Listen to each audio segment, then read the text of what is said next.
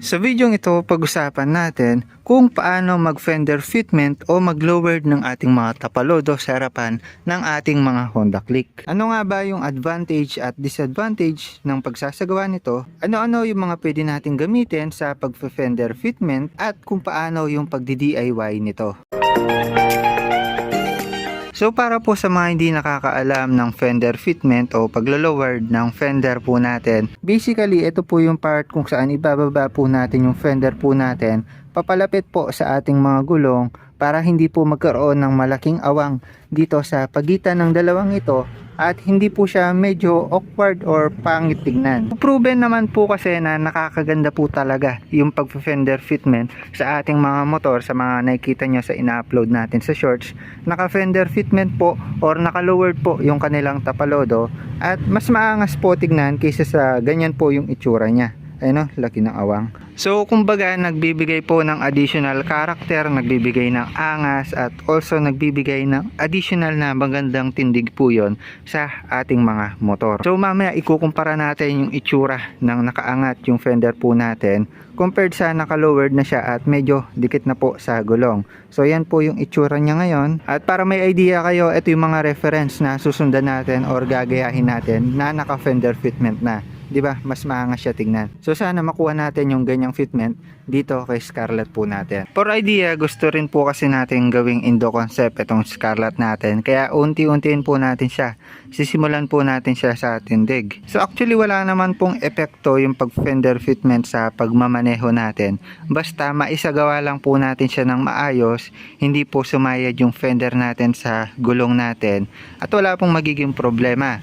Kasi kung titignan po natin dito sa Honda Click po natin, yung fender ay hindi po siya nakasunod doon sa outer shock po natin. Nakasunod po siya doon sa ating mga T-post. Kaya naman po kapag nadaan po tayo sa lubak, talagang maglalapit po yung fender at gulong natin. Kaya naman yung pinaka-challenge lang po dito sa fender fitment, magawa po natin siya na mailapit itong fender sa gulong nang hindi po siya sumasayad kapag po medyo binabounce na po natin siya. Also, tingnan pa po natin yung mga pwedeng maging problema natin habang ginagawa po natin yung fender fitment po natin. For context po pala, bago po tayo mag fender fitment, dun sa recent video po natin, ay nakapag-upload na po tayo ng video para sa paglo-lowered ng ating mga shocks or iaangat po natin siya para mag-lowered ng konti yung ating mga motor. So basically, tinaas lang po natin itong inner tube natin, kaya naman yung naglapit na po ng konti itong gulong po natin at itong fender.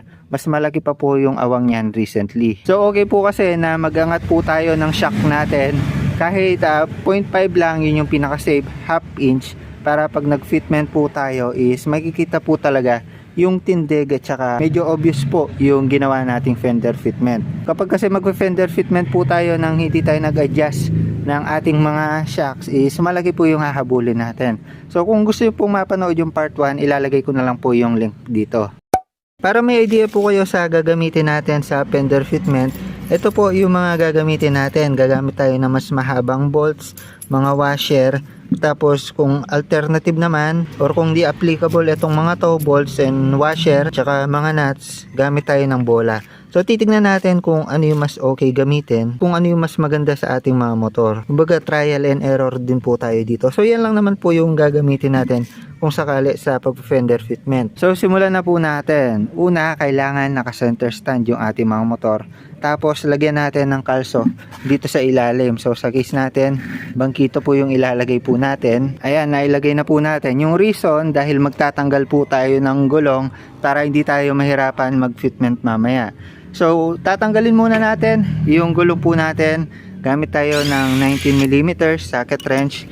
Dito pampigil 14mm. So pag natanggal na po natin yung ating mga gulong, para naman po matanggal yung ating mga fender, may tatanggalin po tayong tatlong bolts yan. Isa, dalawa sa harap, tapos meron pong nakatago na isa dun sa likod. 10mm socket wrench at mahuhugot na po natin yung fender pag natanggal yung tatlong yun. At natanggal na po natin yung tatlong bolts natin. Pero mamaya palitan natin yan at explain ko sa inyo kung bakit natin papalitan yan. So bago natin tanggalin yung fender natin, pakita ko sa inyo yung plano po natin gawin or paano yung gagawin natin. So kung halimbawa yan yung fender po natin, di ba balak po natin siyang i-lowered. Yung diskarte po natin dito is medyo ilulubog yung bandang harapan. Ayan, nakalubog ng konti yung harapan, nakayuko siya ng konti. Kung makikita nyo dito, naka-disalign na siya. Ito yung stock niya. Iyuyuko natin siya ng konti sa paraang hindi siya sasayad ng gulong at maganda yung fitment niya. Kasi kapag binabalang natin siya ng pantay yung pagkababa, bababa natin siya na ganyan, yung pagka-fitment niya is parang malaki pa rin yung awang niya sa gulong. So yung diskarte po dito is kailangan nakayuko po yung bandang harap. Kaya naman magiging disalign lang po ng konti itong fender dito sa ating mga shocks. Pero hindi naman po halata yan kapag naka-fitment na. Yun po kasi yung pinakamagandang diskarte dito. At kung titingnan po natin yung pinagkakabitan na tornilyo, yan po yan. Isa, dalawa, tatlo. Nakadikit po yan dito sa tipos. Dalawa sa harap, isa sa likod. So yung fitment po niyan is nakasagad po yan, di ba? Butas to butas. Ngayon, ang gagawin po natin, gagawa natin ng paraan para mapalamanan yung pagitan ng butas na yan. Kumbaga, lalagyan po natin ng spacer dito sa gitna para nang sa gayon is makuha natin yung fitment na kailangan natin. Kagaya na sinabi ko sa inyo kanina, nakayuko ng konti para maganda yung fitment niya sa ating mga gulong. Hindi po siya diretsyong baba. Kapag diretsyong baba lang po kasi yung ginawa natin, hindi po masyadong obvious yung fitment. Kailangan nakayuko po ng konti yan. So yun po yung challenge na gagawin po natin. So bago po tayo mag-fitment or palamanan yan at lagyan ng spacer, linisin po muna natin yung ating mga fender. So linisin lang po natin yan. At ito yung idea ang sinasabi ko sa inyo. May mga choices po tayo dito. At ito po yung stock na bolts natin, di ba? Ngayon, dahil maglalagay po tayo ng spacer, syempre ito butas to. Pag pinasok po natin yan sa ating mga tipos. So yan na lang po yung threads papunta sa tipos. So sakto lang po. Ngayon, dahil mag fender fitment nga tayo, kakailanganin natin ng mas mahaba. Ito yung mga gagamitin natin. Pwedeng Allen bolts, pwedeng ganitong bolts yung normal bolts. Tapos yan yung ipapasok po natin dito. Ayan. So yun po yung tornilyong gagamitin natin dito. Hindi na po natin gagamitin stock. Papasok natin to. Tapos tignan natin kung okay yung bola. Kung okay yung bola, kung okay yung mga washer, or kung okay yung bolt method, bolt and nut method. Kung saan ito yung magiging spacer. Pwedeng isa nandito nakaipit, tapos may isa dito pang ipit. Titignan natin kung ano yung pinakamagandang material na gagamitin para sa fitment natin, yung okay siya sa paningin at hindi siya masagwa tignan. Linisin lang muna natin to.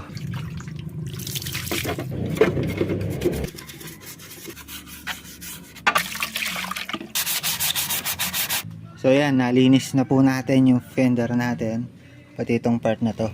So lalagyan na po natin ng spacer. Pero bago yon, pakita ko lang po ulit yung part na sasayad.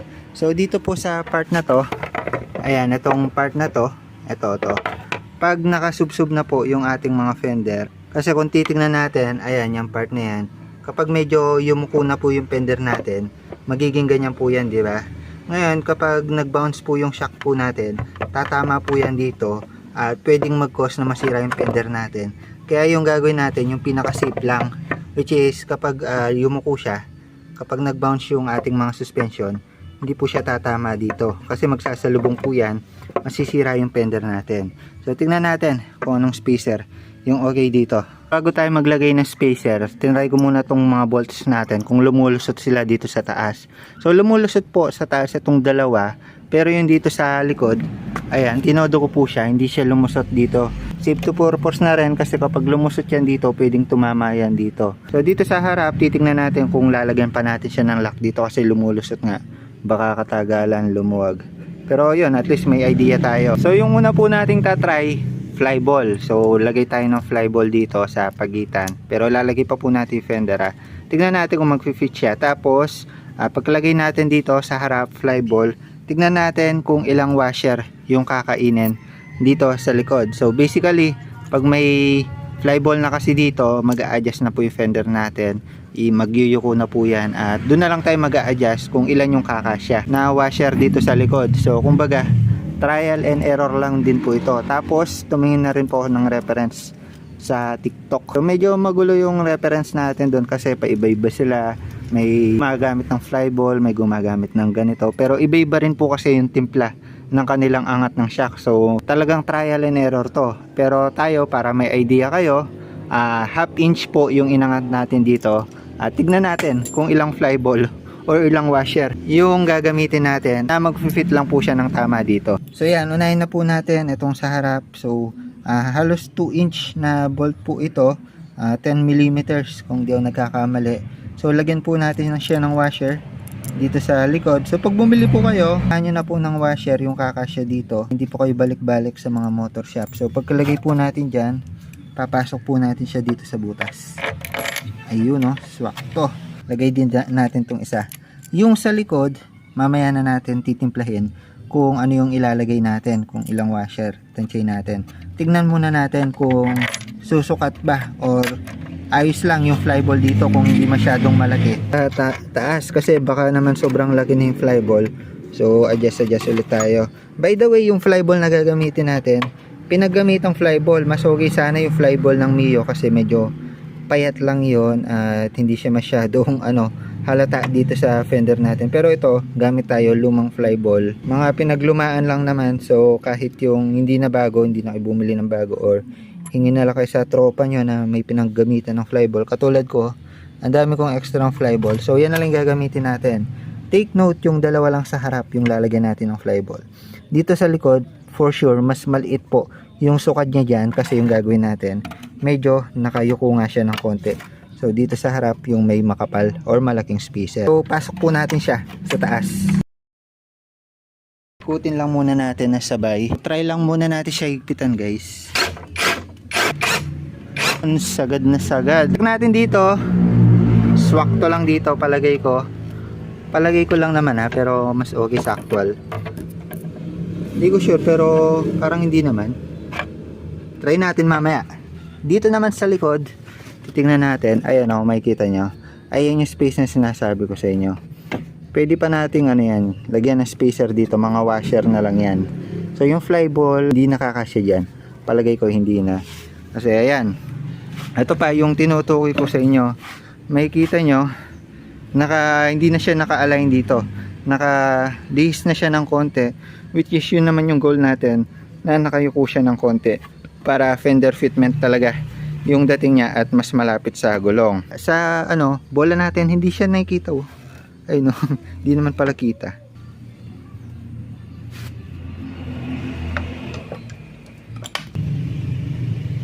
Iyon. Ganda, kahit hindi pa tapos. Ganda, nagfit na siya. Lumiit na ng konti. Yumuko na siya ng konti. Pero palagay ko, tignan muna natin kung may sayad. Kung wala siyang sayad, palagay ko pwede pa nating mababaan ng at least konti yan. Goods na siya Kung mabababaan pa sana ng konti lang naman. Try natin kung nag-bounce. Kung hindi tatama itong part na to. Ito. Ayan, part na yan. Tapos, pero pwede naman natin lakihan yung spacer sa likod para umangat siya. Wait lang, focus ko. Para umangat siya. Ayan Kasi nagagalaw ko siya, naangat ko siya kasi wala pang spacer sa likod. So ibig sabihin, pag nilikan natin yung spacer dito, paunti-unti usog po yan dito. Pero tingnan natin kung may sayad dito una, tsaka may sayad dito sa taas.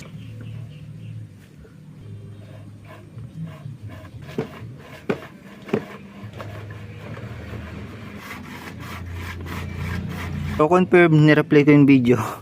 Itong part na to ay sumasayad. Ayun nagasgas pa nga to. Yun, sigurado yan. Tingnan na nga natin sa kabila. Ayan, may bagong dito. Sayad siya, guys. So gagawin natin, lalakyan natin yung spacer dun sa likod para umangat to ng konti at umusog to, hindi siya sumayad. Fast forward, ito wala sa plano ko pero tinry ko siya lagyan ng dalawang flyball. Itong dilaw sa taas ay sa baba, tapos isa sa taas. So dalawang flyball yan, kabilaan. Ngayon tinignan ko yung fitment niya. Okay siya mas okay siya, mas malapit, nakayuko ng konti. Tapos dito palagay ko siguro isang flyball to, tapos mga washer ilalagay natin. Pero yung problema ko, hindi ko kasi ma-distinguish kung sumasayad siya, kasi binidyoan ko na sinashock siya, may tukod pero hindi ko alam kung yun yung limit nitong shock natin. Pwede rin kasing dito siya. So tinitingnan ko kung sayad talaga siya, kasi kung di talaga siya sumasayad, yan na lang po yung arrangement na gagawin natin, dalawang fly ball. So titignan nyo, mas okay po siya at mas maganda siyang tignan. Ayan di ba? Mas maganda. So kung wala nang sayad dyan, goods na tayo. Sakto lang yung dalawang fly ball sa harap. Ngayon, dahil hindi ko pa talaga ma-confirm susukatin natin yung play nito. So yung play nito, susukatin natin. Ito pala, ito yung play niya. Ang laki. Yan yung play niya, yung sagad. So yan, susukatin natin to. Ayan, kasi ta-transfer po natin yung sukat na yan dito sa clearance nitong gulong papunta sa fender natin sa taas. Ayan, kapag lumusot sa clearance na to yung ating fender at gulong, ibig sabihin wala siyang sayad. Pero kung abot yung clearance na yan, may sayad po siya. Ayan, pa vertical po. Ayun, kasi vertical naman pala natin siya susukatin, diba? So ganyan yung niyan, hindi siya ganyan kasi ganyan yung play po niyan susukatin po natin siya vertically dito sa part na to. Hindi. Ayan, pasok lang natin. Hindi siya sumasayad nagagalaw ko. So ibig sabihin pwede siya. Wala siya sayad. Actually pinakatodo ko na to so probably ito na yung pinakasagad niyan. Kung malubak man tayo, yan yung pinakamataas na niya malaki na yan actually kasi nagano rin tayo, nagrepack rin tayo. Ayun so good siya, goods po itong natin, lalo na itataas pa natin likod. Ayun wala siya sayad dito sa clearance niya vertically. Ayan, hanggang dito. Ayun ayan, medyo kumukubit lang, pero titignan natin dito vertically, wala. So ibig sabihin yung sumasagad na yun na po yung pinakasagad nito. Hindi po siya sayad dito sa ating fender at dito sa ating mga gulong. So okay, goods po siya. So ibig sabihin applicable po yung dalawang bola na drop natin para dito sa half inch na angat dito sa suspension natin. Kasi timplahan lang naman po yan Kumbaga trial and error din, kasi yung iba nagkakaiba po tayo dito sa drop natin. Yung iba nagpapa magic lowered pa. Kaya hindi applicable sa kanila yung isang bola, yung dalawang bola, mga ganung bagay. So dito na lang po yung titimplahin natin. So palagay ko dito, try natin yung dalawang bola kung kakasya. Kasi aangat to, tingnan nyo, aangat yan. Pag nilagay natin, pinilit natin ipasok yung dalawang bola. Ayan. Yung gusto nga natin, nakasubsub ng konti to. So isang bola na lang ilalagay natin, tapos timplahin natin kung ilang washer yung ilalagay natin. So yun din yung dahilan kung bakit marami yung biniling washer, kasi ina-assume ko na magtitimpla talaga tayo ng height na ilalagay either dito sa harap or dito sa likod. Tapos sa bolts na gagamitin natin, palagay ko ito yung pinaka maganda para sa kanya. Itong halos 1.5 inch na Allen bolt na to. So ulitin ko lang yung ginawa ko para masundan din po ng iba. So una, naglagay tayo ng washer para di po lumusot yung bolts po natin dyan na 2 inches. Tapos naglagay po tayo ng dalawang fly ball. So dito sa part na to, yung dalawang dilaw na lang yung nilagay ko. So lagyan lang po natin siya kabilaan. Yung sa likod, mamaya pa po natin lalagyan. So unahin na po natin itong dalawa. Suksok lang po natin siya sa butas ng ating tipos. Tapos higpitan po natin siya hanggang sa mag-fit na po siya. Ganito na po yung itsura ng pagka-fit niya. So medyo bumaba na po yung fender po natin dyan. Dalawang bola po yan. Tapos yung dito sa likod, isang fly ball at washer po, para medyo umangat yung harap. So 6 na washer yung ginamit ko dito. So tansyahan lang po yan, yung saktong yuyuko lang po yung fender natin sa harap para maganda yung fitment. Tapos gumamit ako ng Allen bolts na 1 inch. So suksok natin mula sa ilalim, tas kailangan mailusot natin siya sa fly ball at washer. Gumamit ako ng Allen wrench dahil Allen bolts nga yung ginamit natin. Tapos sinigpitan lang po natin siya. Kinabukasan na po ito at ito na po yung itsura niya. Kung makikita nyo naman, nakatindig na po ng maayos, naka fender fitment na po ng maayos, at medyo lumiit na po yung awang sa pagitan ng gulong at fender po natin. For comparison, ito po yung before and after natin at ayan, para sa akin naging mas maganda siya at hindi na masyadong maluwag yung awang niya between sa gulong at fender po natin. Satisfied naman ako sa kinalabasan niya at mas naging maganda yung tindig at itsura ni Scarlett po natin. So ito yung before, yung tindig niya, maganda naman tignan kaso mas okay pa rin talaga yung ganito na naka fender fitment. About po pala dito sa awang, sa space between dito sa ating fender at sa headlight po natin. Ito medyo lumaki na po ito.